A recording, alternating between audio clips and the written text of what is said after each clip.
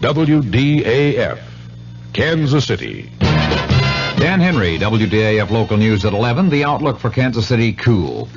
One party was fatally shot tonight in the armed robbery of a service station at 21st and Indiana in Kansas City, Missouri. Kansas City detectives are investigating and withholding the name of the victim pending notification of next of kin. Preliminary reports indicate there may have been no money taken in the hold-up attempt.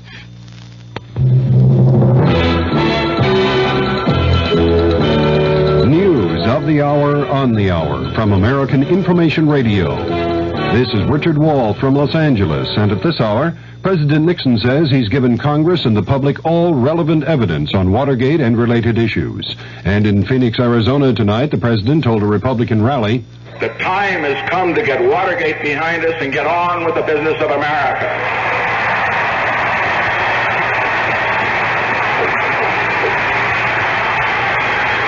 The time has come for the President and the Congress to devote their full attention to what you, the people of Arizona and America, think are of your great concerns. President Nixon was warmly received by the GOP crowd. In a broadcast taped in Phoenix earlier, Democratic Congressman Morris Udall of Arizona criticized the White House for sending transcripts rather than tapes to the House impeachment inquiry. That either the President has committed impeachable offenses and should be tried and removed from office, or he hasn't. And every day that goes by without delivery of all the evidence to Congress and to the special prosecutor drags this process out and hurts this country. Congressman Udall is the featured speaker at the Democrats' counter rally in Phoenix tonight. The vice president on the transcripts, that story coming up.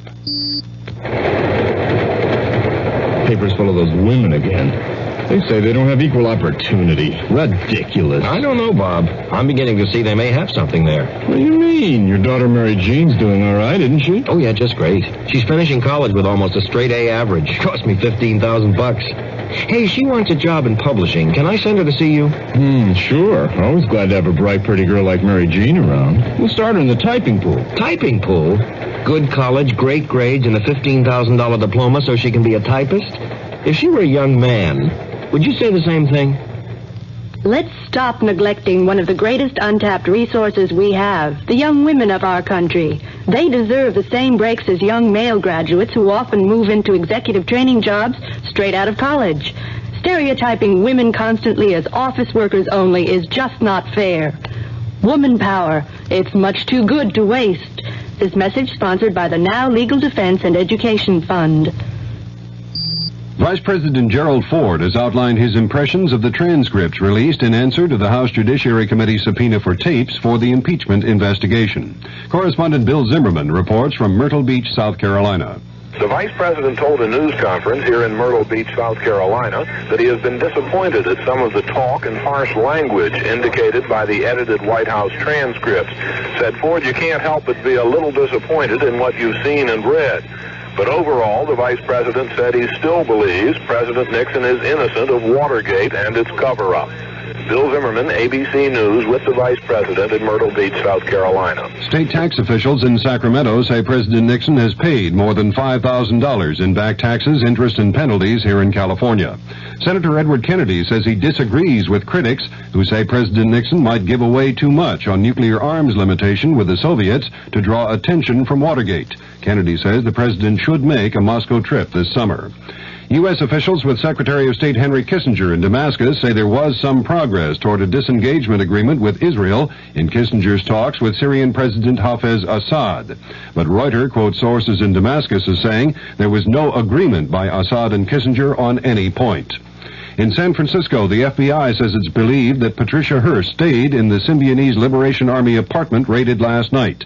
The FBI says the SLA apparently pulled out of the apartment about a week ago. 3 men have been arraigned in San Francisco on murder charges in the zebra killings. 4 others arrested in the zebra case were released for lack of evidence. Atomic Energy Commission officials say a cloud of radioactive gas has drifted off the South Carolina coast. The tritium gas was accidentally released from the AEC Savannah River plant. This is Information Radio News. From the Kurt Murray Sports Desk, the Kansas City Royals will be hosting the Yankees tomorrow and Sunday. Pistol Pete Maravich has signed with the NBA's new franchise in New Orleans. Kansas City's Tommy Watson is tied with Bruce Crampton in third place in the Byron Nelson Golf Classic in Dallas after the second round. And 23 horses are set to run tomorrow in the largest field yet in the Kentucky Derby. The Kansas City outlook fair and colder tonight with a chance for scattered light frost in low-lying areas, the low in the upper 30s generally, sunny and warmer tomorrow with a high near 70. Dan Henry, WDAF News. Mystery Theater presents...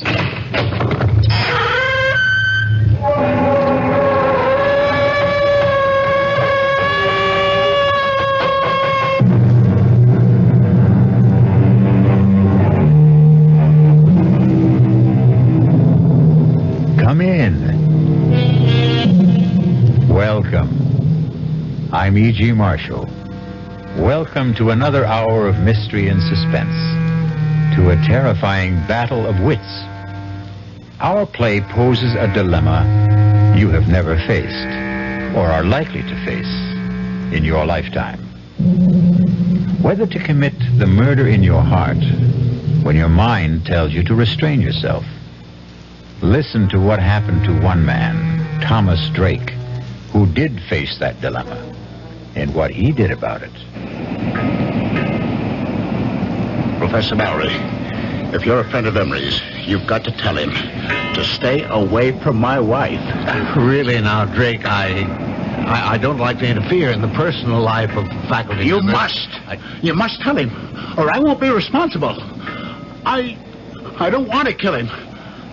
But I don't trust myself. Come now, Drake. Sensible people don't solve their marital problems like that. With murder.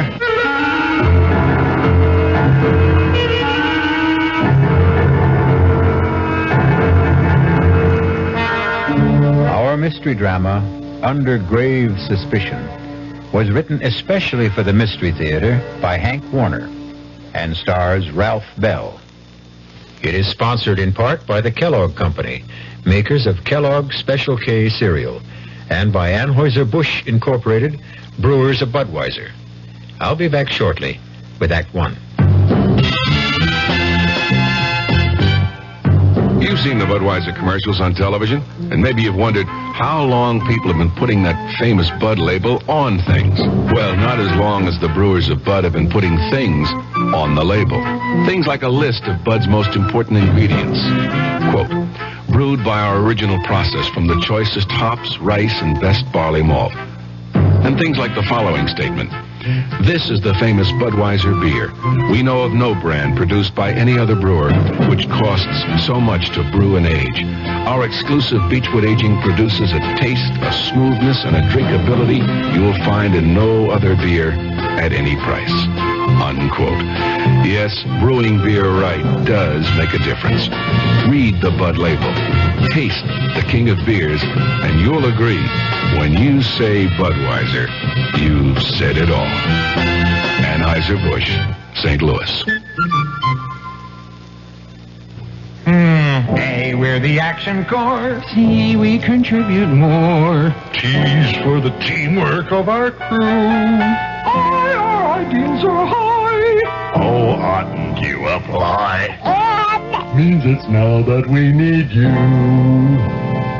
A, C, D, we could go on all day. Oh, here's why volunteers are needed right away. Action is VISTA, the Peace Corps, RSVP, SCORE, and other volunteer programs that are helping people to help themselves. If you're trained in a skill or just have a little love to share, Action needs you. Yeah, baby. Action really needs you. Don't crawl under a rock. Get into action. Oh, yeah. This is a public service of this station and the Advertising Council.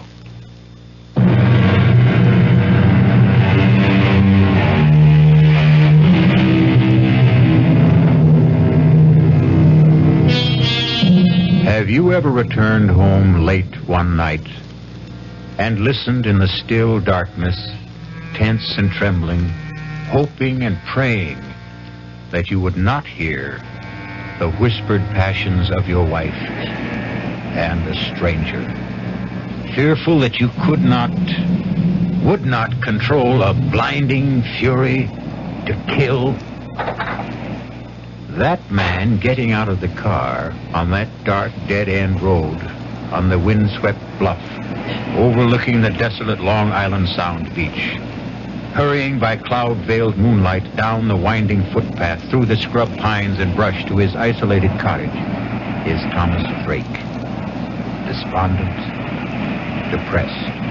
I should have telephoned, given us some warning that I'd be home a night earlier. But deep down I had the feeling that I still couldn't trust her. And I had to find out. I hurried towards the cottage, wondering why there were no lights on. Wondering whether she was asleep, alone, or with.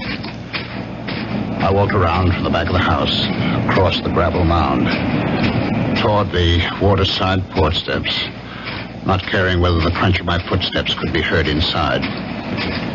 The only other sound was my pounding heart and the surf washing the loose gravel off the berm. The half-moon slipped behind a bank of black clouds. And in the darkness, I tripped over the shovel, left lying on the gravel. I kicked it away. I went up the porch steps to the front door. I tried it. It was not locked. I stepped inside and listened. I called out, "Marianne!" The bedroom door was closed. I opened the door. I stabbed at the light wall switch. The ceiling flooded. An empty made-up bed. I went to the kitchen. Turned on the light. It was swept and tidy. The counter, the sink, the stovetop, bare and dry. Not a trace of food particles. No lingering cooking odors. The dish mop, dish towel, bone dry. I needed a drink to calm down. I reached for the bottle of bourbon in the kitchen cabinet. Poured myself a stiff one. Wondering where she was. The drink only added fuel to my slow burn. I flushed with waves of anger. I had to get out in the air to think. I put out the house lights, carried the bottle and the glass to the porch, and settled down to wait. The cool onshore wind on my face. The moon playing hide and seek with the dark clouds. The lights of Connecticut blinking across 10 miles of black water. The old field light alternating beams of green and red. It was restful. But as I nursed the bourbon, I couldn't altogether get her out of my mind. My thoughts wandering back in time, wondering if she'd left me or would, once again like the first time, before we were married and were living together in my apartment on Manhattan's swinging east side. Two modern, sensible singles willing to give it a try.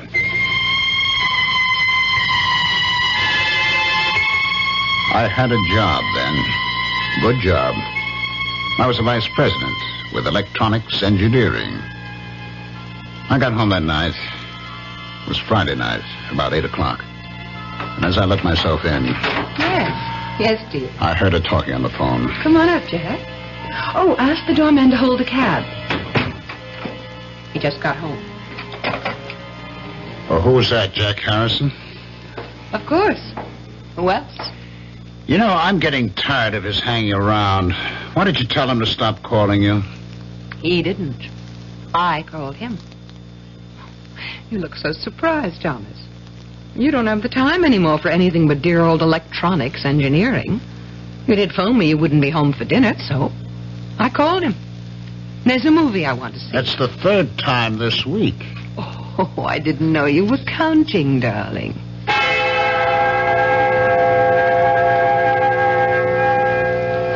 I waited that night watching television, dozing fitfully.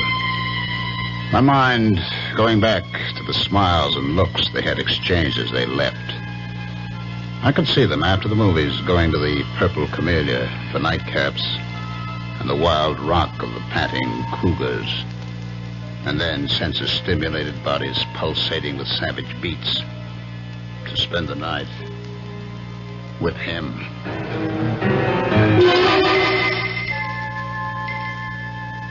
I was awakened from my sleep in the chair by the buzzing TV set. It was 4 o'clock. I fought off the idea of phoning her at Harrison's apartment. I had no one but myself to blame. We had agreed, like two sensible moderns, that there'd be no strings, that we'd be free to live our own lives. And for the first time, I admitted to myself I didn't want that freedom. By 10 o'clock that morning, I couldn't stand it. I phoned Harrison's apartment. There was no answer. I went down to the lobby reception desk to get the mail. It hadn't arrived yet. But the clerk handed me an unstamped envelope. My name and apartment number on it, in Mary Ann's handwriting. I tore it open. Dear Tom, I'm sorry. I think it would be best for both of us to call it quits. I'm going away. There was no date on the plain white notepaper. No imprint of name and address, no forwarding address. Just signed, Mary Ann. I refused to believe it. I hurried right back up to the apartment, to her bedroom closet. Her clothes were gone. I got through the day somehow, in a daze. But the next day, when I went out to get the Sunday paper and returned to the apartment, there she was, unpacking. I changed my mind. Let's have a drink. Want to tell me? There's not much to tell. He told me he has a wife, 3 children in Connecticut, that she won't let him go, so he couldn't marry me. Marry you? You want to get married?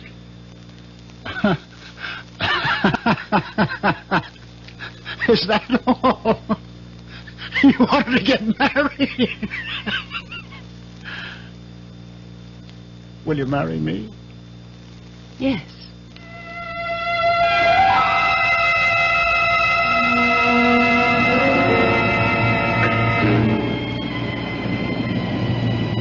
Now, here I am, waiting once again.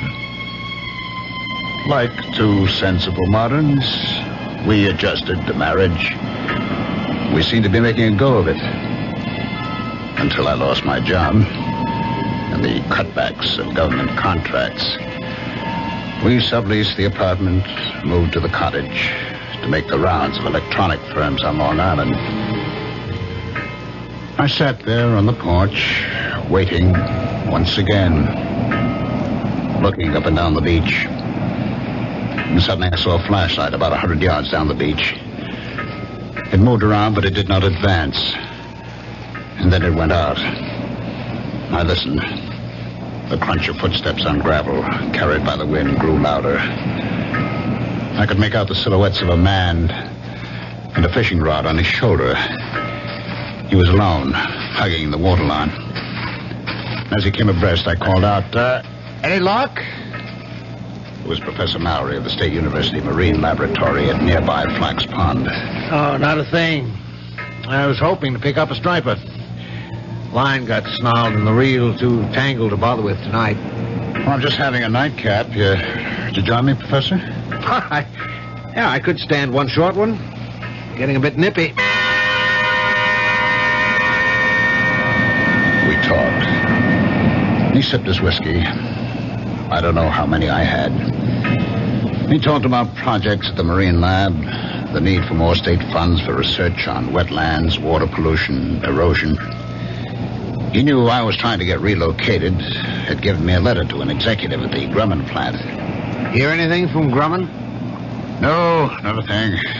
I've about exhausted the job possibilities on Long Island. I spent yesterday and today in New England. Well, thanks for the drink. I'm sure the job market will open up. Say hello to Mrs. Drake. Thanks again. Dr. Mallory. Yes? Would you do me a favor? Favor? Well, you're a friend of Emery, Richard Emery. I know you know him. But are you a friend of his? Well, he's one of several new young chaps doing postdoctorate work at the Marine Lab. It's a small group, and we're all more or less friendly. I mean, will he listen to you as a friend? Listen? Yes. Tell him to stay away from my wife. What? Emery? Your wife? That's right. Don't ask me how I know. Little things, I know. I come home tonight. She's not home. I know. Well, it's a rather personal matter. I don't feel I have the right to meddle in the personal affairs of a faculty member. If he doesn't, I'll kill him. Now, Drake, don't talk like that. Sensible people don't solve such problems like that. That's what I always thought, but now... Look, Drake, if you don't mind my giving you some advice, why don't you just get a divorce? Or separation? You just tell Emery to stay away from her. You must tell her, Mallory. You must. I don't want to kill her, but I'm afraid. There'll be a breaking point. You tell him, Mallory, tell him. If you don't, you'll share the responsibility. Now, Tom, you're overwrought. You'll feel better in the morning. All right, I'll talk to Emery. Thanks. Good night, Tom.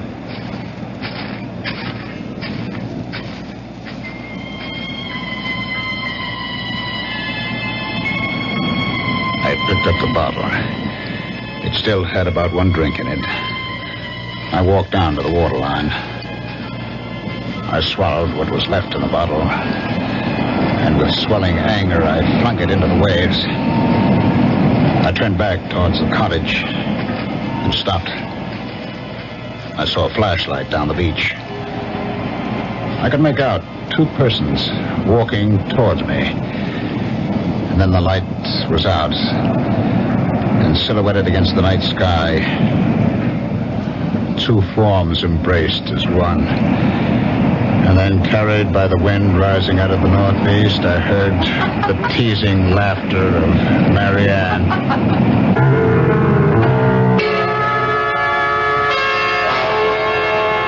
Well, there may be laughter in the wind, but for poor Tom, this is no time for levity. Wonder whether he knows that it's an ill wind and will blow him no good. I'll be back shortly with Act 2. Great taste in the morning. Kellogg's has that wholesome taste to get you up and grinning. This is Jerry Coffer for Kellogg's Special K. You know, for years we've been talking about the Special K breakfast, a great way to start the day if you have a weight problem. You may have seen or heard our latest commercials, which symbolize the problem of being a few pounds overweight by using this ball and chain. That's the sound effect. But so many people have come to know the Special K breakfast that can help solve weight problems, they sometimes forget that Special K is America's favorite high-protein cereal. It has 8 essential vitamins and iron, and so delicious that lots of folks, kids as well as adults, eat Special K just for the sheer good taste of it. So we don't want you to think that you have to wear a ball and chain to eat Special K. All you need is an appreciation for the finer things of life, a 1-ounce bowl of Special K, 4 ounces of skim milk, tomato juice, coffee, and maybe a little sugar. The Special K breakfast can help you lose weight all by itself, but it really is a good start. Who knows how to help you solve your shopping problems? The Better Business Bureau knows. Wednesday, 10 o'clock. I'm back at the office working on the case when my secretary brings me the mail. Thanks, kid. The usual stuff. Then I see it. It's addressed to me, resident. Inside, a fake rabbit's foot. The pitch, a $2 donation or send back the rabbit's foot. My problem, what to do about it. I'll help you with good advice from the Better Business Bureau. Oh, yeah? Spill it. If you receive unordered merchandise in the mail, you are under no obligation to return it or pay for it. Thanks, pal. You're okay. Just another consumer tip from your Better Business Bureau.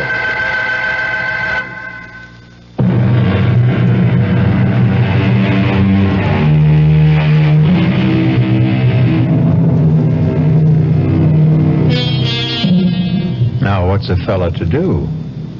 Poor Tom Drake is in the dark and all at sea, wondering where he ought to be or not to be. But let's not blow the man down. Just lend me your ears, and we'll listen.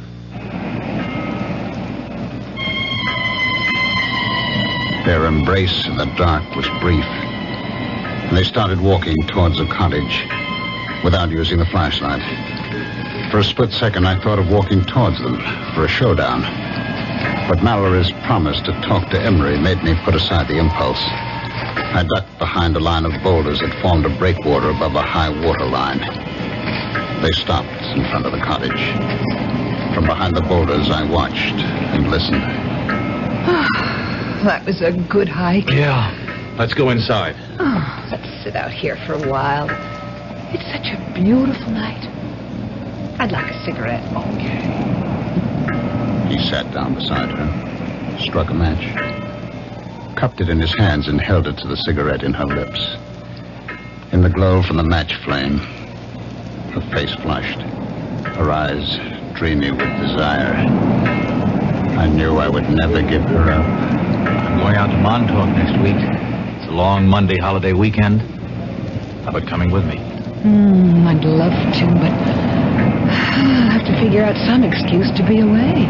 Figure out? Well, that shouldn't be any problem. You're pretty clever about such things.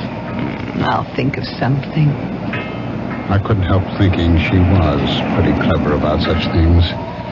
Like the night she went with that very clever Harrison leading her on. I'd never forget that Friday night. And now, another Friday night. Come on, let's go inside. You said he won't be back tonight. Oh, relax, Richard. You mean to tell me you prefer this cold gravel to a nice, comfortable couch? Come on, Marianne. Oh, what's wrong with staying out here? Omar Khayyam was content with a jug of wine, a loaf of bread beneath a bough. Oh, not bad, not bad. The laughter broke off suddenly. I saw the glowing tips of two flipped cigarettes, and then... Kiss me, Richard. I'm crazy about you. Stop it! Stop it! Tom! What are you... Marianne, go inside. Go inside, I tell you. Now, wait a minute. Why? If you have anything to say, you can say it here in front of Richard. Go inside. Let go of my arm. Now, listen, you leave her alone. Let go of her. He broke my grip on her arm and pushed me away. His shove made me slip to my knee. I came up swinging at his face and missed. He pinned my arms from behind. Now, listen. What's the matter with you? Are you crazy?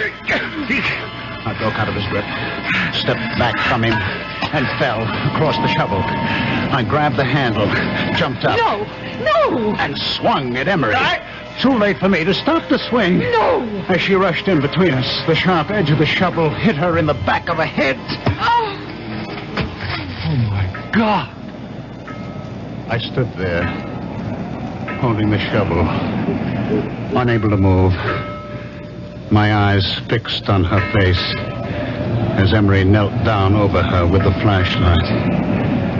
I watched her face and prayed she wouldn't die.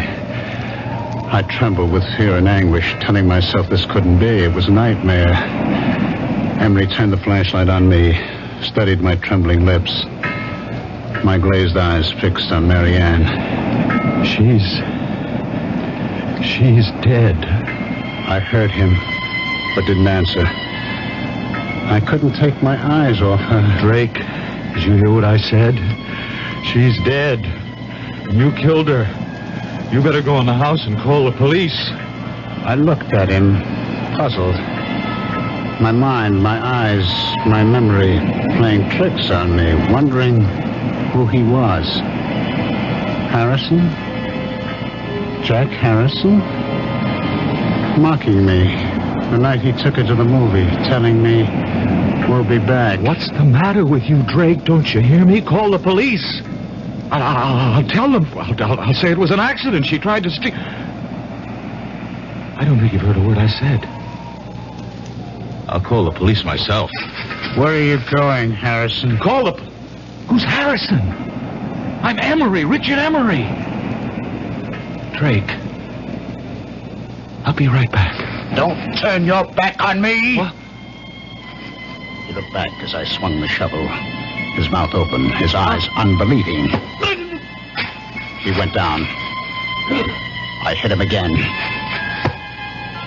He was still, lying on his face. I staggered, gasping for air, my head pounding, thousands of pinpoints of light exploding inside my head.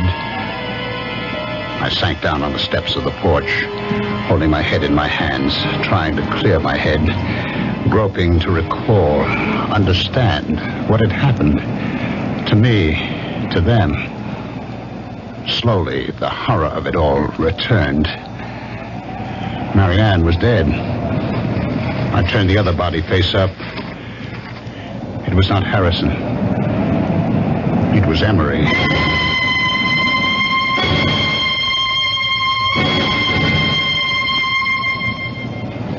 I don't know how long I sat there on the porch steps. Finally, I faced it. I decided to try to get rid of the bodies, bury them temporarily in the gravel berm. I'd have to get a small boat. That rowboat in the woods just above the flood water line stored by one of these summer residents. I'd row the bodies out to the channel, weight them, drop them overboard on an outgoing tide. The strong current on the bottom of the channel would move them out to the sea. The loose gravel was only about 3 feet deep. It would be deep enough to hide them. I dragged the bodies over, laid them end to end, covered them, building up the gravel mound to the same height of the berm that ran parallel to the water level. I inspected the shovel. The metal glistened clean, no sign of blood or hair. I stood it against the porch rail, went inside. I sprawled out on the bed, exhausted, and fell into a heavy, dreamless sleep.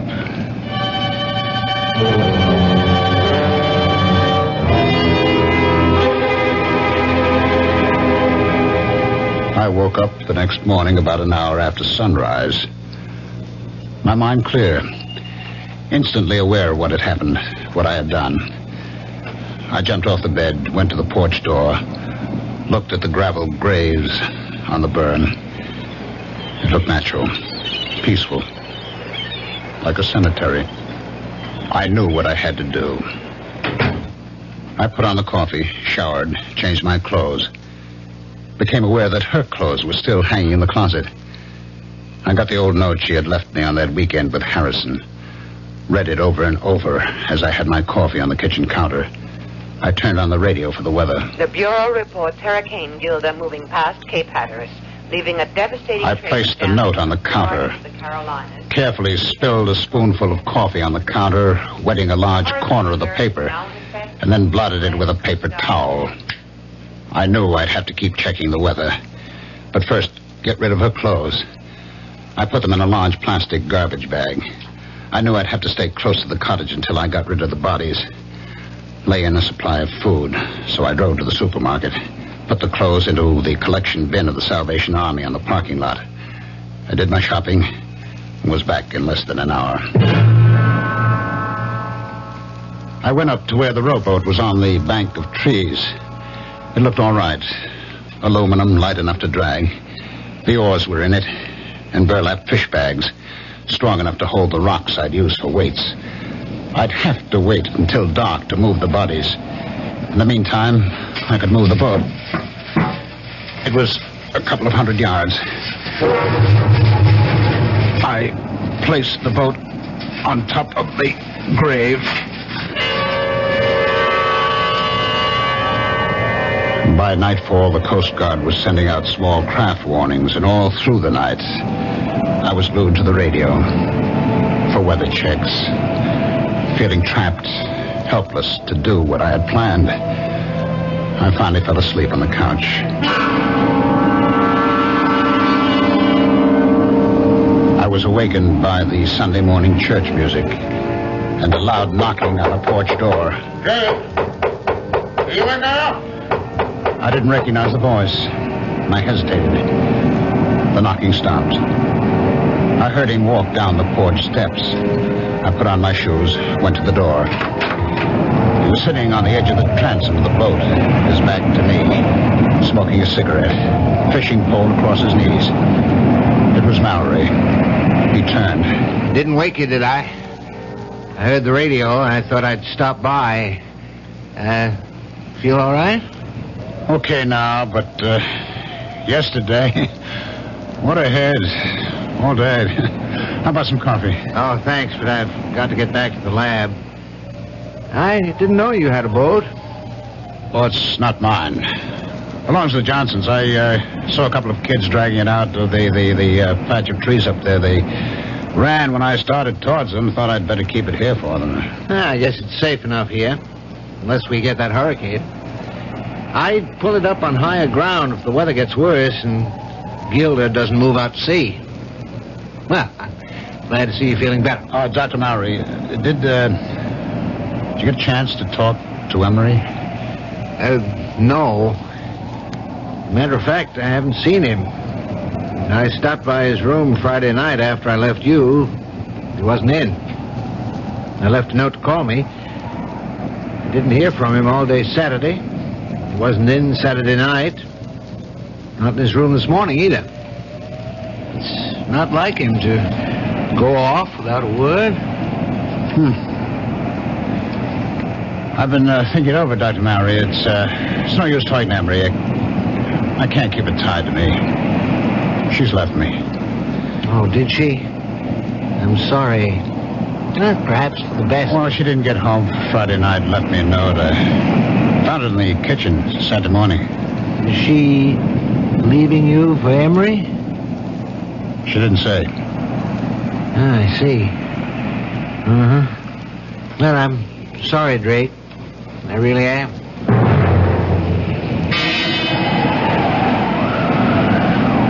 Sunday night, I was still trapped by the weather. It got worse through the night. But the weather report said there still was a 50-50 chance that the hurricane would bypass Long Island.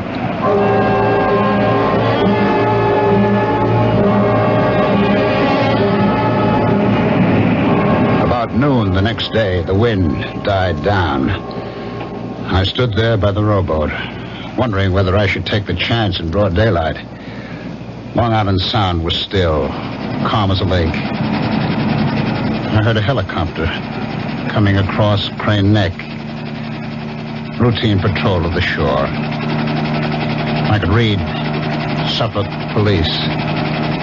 And then Dr. Mowry coming down the beach towards me. I stood there waiting for him. Well, I'm glad I found you home, Drake. I just been answering more job ads. Yeah, have you heard from Mrs. Drake? A letter, perhaps? A phone call? Why, no, I haven't. Well, I'm getting really concerned about Emery. No one at the lab has seen him or heard from him for 3 days. This morning, I looked through his room. His clothes, his suitcases were there. I can't understand. I was hoping if you'd heard from Mrs. Drake and knew where she was, I'd ask her if she had any idea about where Emery might be. Well, I do have her mother's phone number in Ohio and her sister's in Connecticut. If you don't mind. Do you want to call from here? Thanks, but I'm on my way to the village hall to see Police Chief Raymond. I stood there watching him make his way along the beach to the village hall at the old field lighthouse, wondering just what he'd tell Chief Raymond. Well, you know what they say. The path of gory murder leads but to the grave. What do you suppose will happen to Tom Drake? Will he be like that comedian who murdered people with stolen jokes and was hanged by his wits' end? I'll be back shortly with Act 3. Hi, Ms. Goldilocks here. Professionally taste-testing diet drinks can be very difficult, but I've just had to bear with it. Then I found sugar-free Diet 7-Up. It doesn't taste like other diet drinks. It's fresh, light, natural, delicious. Sugar-free Diet 7-Up tastes so good that I've taste-tested it hundreds of times, and each time I've given it my seal of approval. Yes, this one's just right. You've finally made your gift list. Your neighbor's child is 2, your niece is 6, and nephew is 7. But before you go to the toy store, there's something else you should do. Write Toys, Washington, D.C., 20207 for a free booklet on toy safety. That's Toys, Washington, D.C., 20207. This message is brought to you by the U.S. Consumer Product Safety Commission.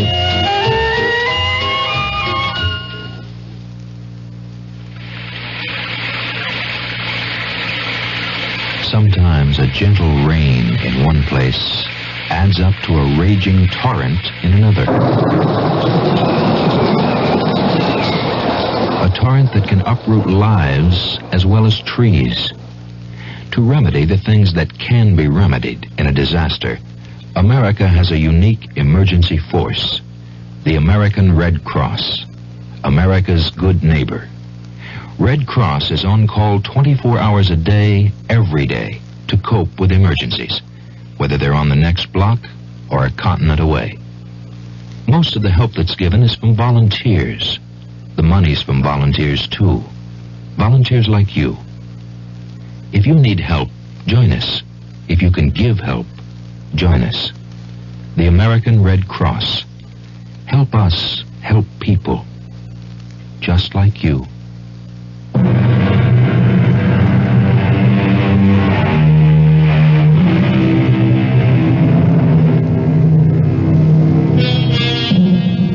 The lot of most policemen is not a happy one. Wonder how Police Chief Raymond will receive Professor Mallory. Will he use the right bait and make a haul, or lose hook, line, and sinker? Let's follow our troubled professor and find out. What's this all about? Emma said to tell me it was urgent. Well, I mean, it's not a matter of life or death, is it? I hope not. Ooh, well, you sound like you're not so sure. I'm not, but I am getting worried. Somebody been stealing typewriters and lab equipment again? No, Chief. Well, this may sound odd, but a member of the lab faculty seems to be missing. Oh? That's so. What do you mean, missing? No one's seen him since Friday afternoon. Well, this is only Monday. Yes, but he was not in his room Friday night, Saturday night, Sunday night. He didn't show up in the lab today. No, what about his weekends? Did he have them free? Oh, sometimes, when scheduled. He was not scheduled to be off this weekend. Uh-huh. The chap he rooms with, Garrison, says he saw Emery Friday noon. Well, Garrison was off this past weekend. He got back Sunday night. I saw Garrison this morning. He wasn't surprised or upset over the fact that Emery hadn't spent the night in his room. Mm-hmm. It wasn't the first time. Do you know that cottage the Drakes rented? Yes, I do. It belongs to Howard's. Was that the one? What about it? Well, last Friday night, I was out casting along the beach. On my way back to the lab, Drake invited me to stop for a nightcap on the porch. He'd already had quite a few. I had one drink with him, and he asked me, was I a friend of Emery's? And he asked me, the way he put it, would I do him a favor? Mm-hmm. Go on. What he wanted me to do was for me to tell Emery to stay away from his wife. Now, Now, did he explain that? Did he mean Emery was annoying his wife, or did he mean they were having an affair? Well, my first impression was that it was more or less a dalliance. Well, that's kind of par for the course in this university town, you know. Yes, perhaps, but I told him I'd prefer not to get involved in personal affairs of faculty members. And what'd he say? He said if Emery didn't stay away, he'd kill him. His exact words. Huh? Of course, he was very drunk when he said it. I told Drake to calm him down, that I'd talked to Emery. Yes, I see. Well, now, what about Mrs. Drake? Was there anything said to indicate whether she was inside the cottage while Drake was blowing his top this way to you? No. There were no lights on inside. Matter of fact, Drake made it clear that she was not home. He implied, without mentioning Emery by name, that she was out somewhere with him. Well, in that case, she could have some idea about where he might be. That occurred to me. I went back there yesterday morning with that in mind. And did she? She wasn't there. Drake told me she'd left him. He said she didn't come home at all Friday night. He said he found a note from her in the kitchen Saturday morning. Well, that's quite a coincidence, to say the least. Did the note say she'd gone away with Emery? Well, Drake didn't show me the note, but as much as said, there was no mention of Emery. Have you been to the cottage since yesterday? I stopped there on my way here. Drake says he hasn't heard a word from her. No mail, no phone call. But I asked him, would she perhaps have gone to her parents' home, to a relative? He gave me these phone numbers. Oh, yes, let me see that. Ohio and Connecticut. You think we ought to call them?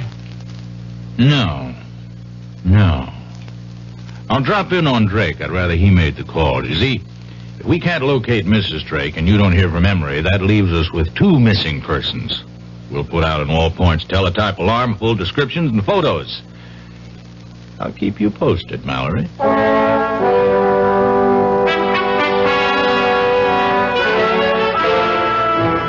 I'll come to the point, Drake. Mallory, Professor Mallory up at the Marine Lab, came to see me. And he's a bit worried about the absence of a faculty member, one Richard Emery. There's no use being delicate about this, Drake. From what he told me, it does look like Emery and your wife ran off together, doesn't it? Yes, it sure looks like it. Do you mind if I see that note she left you? Oh, no, not at all. It's on the kitchen counter where I found it. We went into the kitchen. He picked up the note, studied it carefully, looked at the back of the paper, felt the coffee stain. When did you, discover this note? Saturday morning. Well, that stain's some coffee spilled from my cup as I was reading it. Oh, I see. You mind if I, look around? Oh, go right ahead. I followed him into the bedroom. He looked through her dresser, the closet, the night table. Well, her clothes are gone, all right. I was looking for a letter she might have received from a friend or relative, inviting her for a visit for a few days or a week. I mean, did she mention such an invitation to you? No. Well, if she did get such a letter, she could have taken it with her. I mean, have you called her parents or her sister? Well, frankly, no. I was hoping I wouldn't have to do that when she'd come back, or write or phone. Well, if they don't turn up in a week or two, we might perhaps go on the assumption that they're dead. You see? And start a search for their bodies. You don't think... Well, look, Chief, I was drunk when I told Mallory... No. I don't think you killed them. Of course not. What would you do with the bodies? Bury them out there? Let's not get morbid about this. You don't think I'm going to call out the tractors to scrape down the gravel, do you? Oh, by the way, how long are you planning to stay on here? A couple of weeks. All right, fine. Well, now keep in touch. I'll call you if anything develops. Phone me if you get a letter or a call from your wife. I followed him out. He looked at the rowboat. Studied the sky. I'd pull that little boat up higher beyond that low ground back of the house. I wouldn't be surprised if we get some of Hurricane Gilda before night's over. Better keep the radio set on the Coast Guard reports. I watched him go down the footpath across the low ground behind the cottage and then uphill to where his car was parked, top of the bluff. It was not till he was out of sight that I stopped sweating.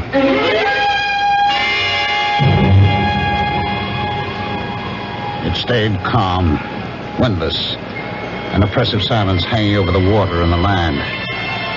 The sky was sunless, gray, not a cloud in sight. I'd heard of the calm before the storm, but I'd never seen it. I filled the kerosene lanterns, got candles ready.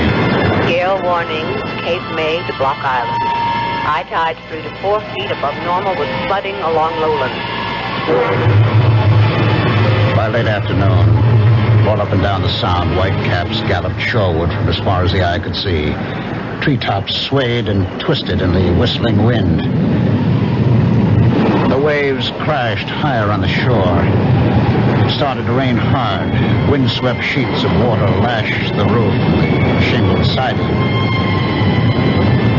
The lights went off. I lit the lanterns and candles. Winds 50 to 60 knots. Residents alerted to evacuate low-lying shore areas. The door banged open, and the wind picked up the rowboat, sent it rolling side over side across the low ground behind the house. I stood with a lantern on the gravel burn, watching the waves inching closer, lapping the foot of the gravel mound, loosening gravel in the backwash. And then I heard the phone ringing. I went to it, picked it up, still watching through the open door, the waves breaking over the gravel. Hello? Hello, Drake. This is Police Chief Raymond. What the hell are you still doing out there? Didn't you hear the evacuation alert? Oh, the phone fell out of my hand. I saw waves crashing over the grave and ran out. Drake, you listen to me carefully. There's been a breach in the shore about a quarter mile down the beach. Get the hell out of there. You'll be cut off. You hear me? Be there. Hello? Hello? I must have get that idiot. Well, better get going with the motorboat.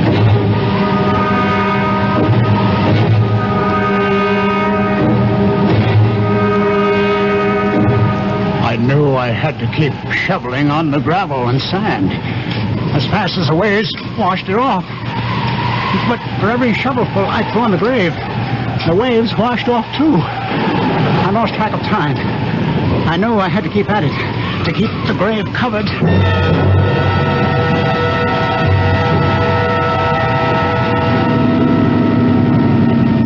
Heading close to the house, Mallory. Yeah. Drake! Drake! All right, let's go ashore. Nose it into the bank.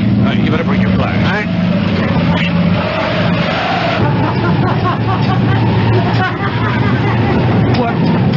What the hell is he doing? No! You can't come back! Never, Harrison! Never! God of mercy. It's Emery. Well, I better get him over to the Riverhead Prison Hospital. Tide will be going out in a little while. Let's put this rope around the ankles and secure it to the porch. Mallory, you stay here till the county police and the coroner get here.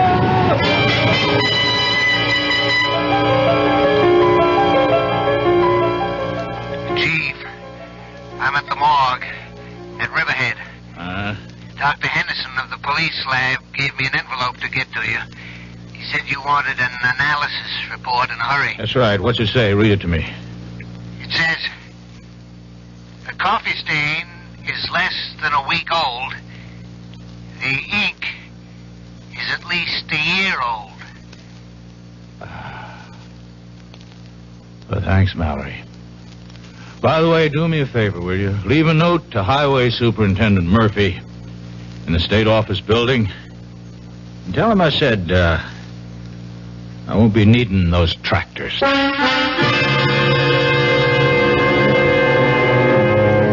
Well, imagine.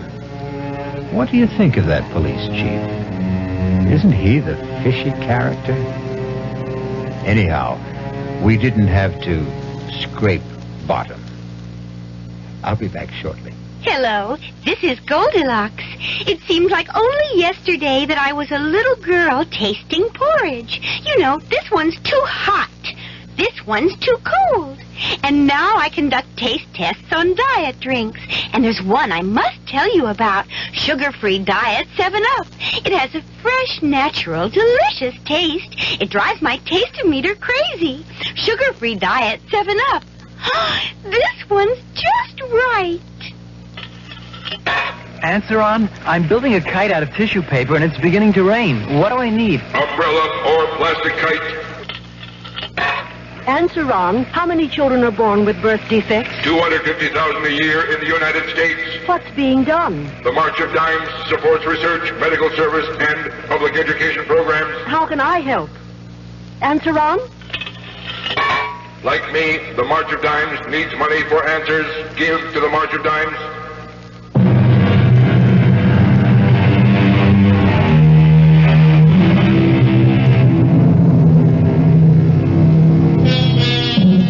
Still in a dilemma? We hope you never have to face it. We can offer some advice, though. When you are uptight about any matter, nothing like settling down at your radio and letting the cares of the day slip away as your mind and ears carry you off on a relaxing journey of mystery adventure. Our cast included Ralph Bell, Patricia Wheel, Robert Dryden, and William Redfield. The entire production was under the direction of Himan Brown. And now, a preview of our next tale. No, I want to know.